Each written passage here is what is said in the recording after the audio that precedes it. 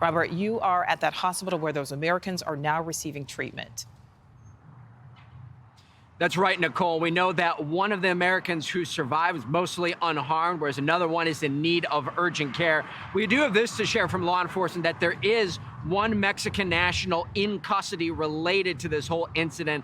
But that being said, though, Nicole, there are 2 Americans who lost their lives, and their bodies still have yet to come home.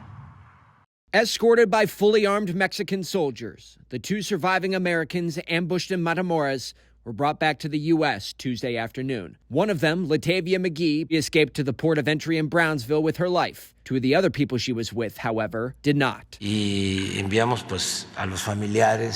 send our condolences to the families, friends of the victims, to the people of the United States, to the government of the United States. Mexican President Andrés Manuel López Obrador announcing the discovery earlier in the day. The 4 Americans apparently crossed into Mexico Friday for a medical procedure when their white minivan was shot at, and all 4 were kidnapped.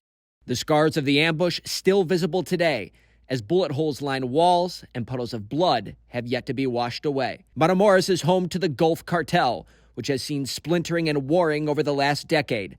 The previous leader, known by his name El Contador, or the Accountant, was indicted by U.S. officials last year. I think we all feel the same, and it's normal.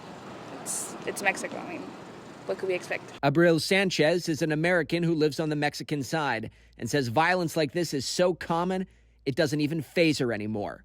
Numbers compiled by the NewsNation research department found more Americans were murdered in 2021 and the first half of 2022 than every other country in the world combined. The State Department has issued a level 4 do not travel advisory for 6 states in Mexico, including Tamaulipas in the Northeast, where the ambush took place. East where I live, it's not safe anymore.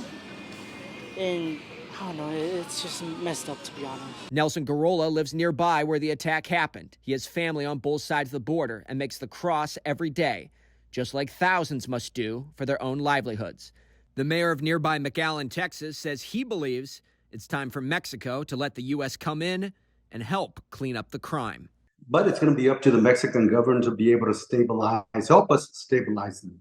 But the president of Mexico says he's not going to let that happen, insisting that Mexico is a sovereign nation and that they will not be tolerating any foreign intervention whatsoever, Nicole. All right, Robert Sherman, live there in Brownsville. Thank you. Thank you for watching. Go to newsnationnow.com to find NewsNation on your television provider. And don't forget to click the red subscribe button below to get more of NewsNation's fact-driven, unbiased coverage.